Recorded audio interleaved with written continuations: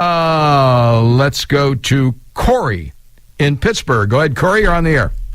Hi, Jim. I just, aside from the race rants and everything with the Trayvon case, I just wanted to talk a little bit about what it means to our presumption of innocence in this country. I mean, if you think about it, this guy, George Zimmerman, was found guilty in the media before he even went to trial. And now he was found innocent found not guilty by a jury of his peers. The only ray of light maybe in the situation is the 6 jurors who found him not guilty. But still, the federal government and the Department of Justice would like to put something on him.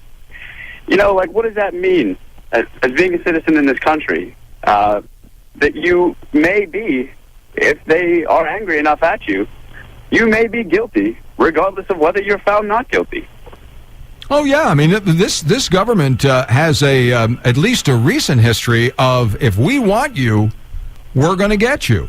I mean, take a look at the stats on people who are charged with federal crimes. If you're charged with a federal crime and you beat the rap, there's a 95% chance you're going to be charged with another federal crime. Well, I had a good friend who got charged with a federal crime, which, by the way, he wasn't guilty of. It was a case of where he had borrowed money from somebody for a business project years before, and then the feds found out later on that the guy he borrowed it from was making his money from drugs. Okay, now my friend had no idea, but that thread led to him, and he said, "I'm innocent. I didn't do anything. Just borrow money from this guy." And his lawyer said, "Give him a year house arrest, because if you don't, they'll be back. You've got to give the federal prosecutor something, or he's back again," because that's how they advance. They advance by the number of prosecutions that they're successful at. So he gave him a year house arrest. And the guy did nothing. If I can make one more point, it's just the scary part about it is that this is the form and the train of thought and the reasoning, the same that was employed in Nazi Germany, the same that was employed in the Spanish Inquisition and the Salem witch trials.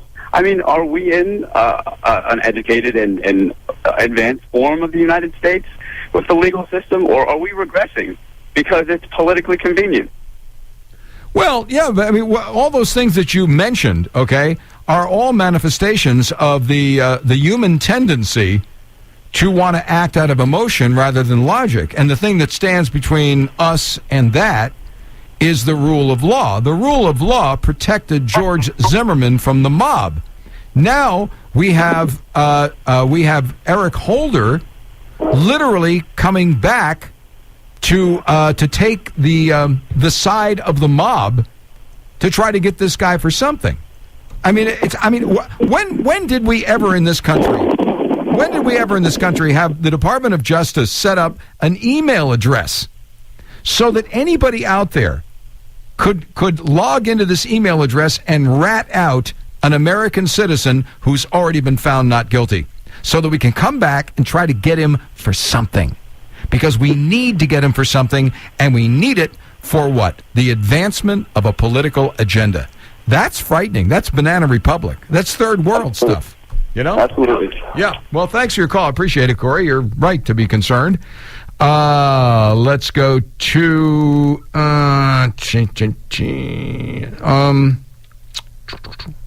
Jay. Jay, go ahead. You're on the air. Hello. How are you today, Quinn? Good, sir. Thank you. That's good. So I wanted to call in. It seems like ever since the verdict has happened, that your show has become the forefront for black social issues in the black community. And I really want to tell you that I don't think that you guys speak about the social issues in the black community in a proper light. And not all kids, in reference to what the last caller just called in and said, it's not all of our kids. It's a small percentage of our kids that are being undereducated and aren't taking schooling seriously. And Gentel was one of them.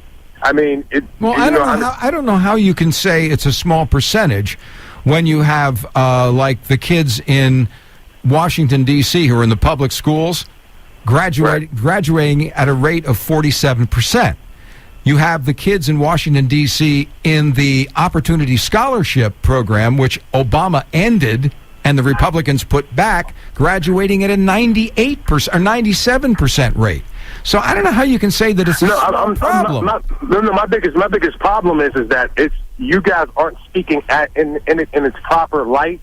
So I don't think that it's something that you should even discuss on your show. You are not a champion or a professional or a great understander of the black causes or the black issues at all. I think you should just stick to the Republican and Democrat and liberal agenda that you always push, instead of always trying to understand or give an explanation as to why the black community is the way that it is. I think you should speak about it in improper light. Right. So you're saying that because I'm not black and I don't live there, I can't use my own... Wait, hold on a second. I can't use my own intelligence to look at what's going on and make an assessment.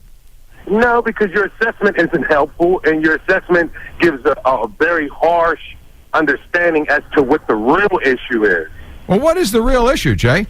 The real issue is that it's been since the beginning, the social engineering of the black community, the schools, the underfunding, the horrible books. I work in the school systems. If you go into the school systems and see the books that they have, even when Bush was in office, it's not an Obama thing. I think that it's a black and white thing when it comes to people who sit on these boards and dish out the money to these different school districts. These kids are truly underfunded as far as their schools. They're not giving them adequate books. Well, wait a minute. Hold on a second. No, Jay, I'm not surprised that you work in the school system now. That has shed a great deal of light on your call. In Washington, D.C., they're spending $18,000 on each student.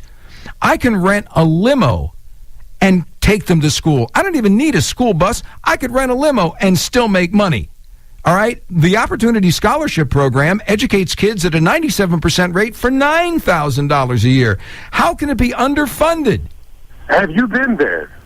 It doesn't matter. What, do I have to be there to know what math looks like? I know, not what math looks like, but how the schools aren't being properly supplied with books. Well, no, it's about how it's about how they're being operated, and how they're being operated has to do with the unions, and why it is that because I haven't experienced it that I can't use my common sense to make a comment about it. I don't know, and how it is that you pick up that I'm on the other side and that don't care about people. What do you think? I really want kids to grow up in poverty? Please, Jay, stop it, okay?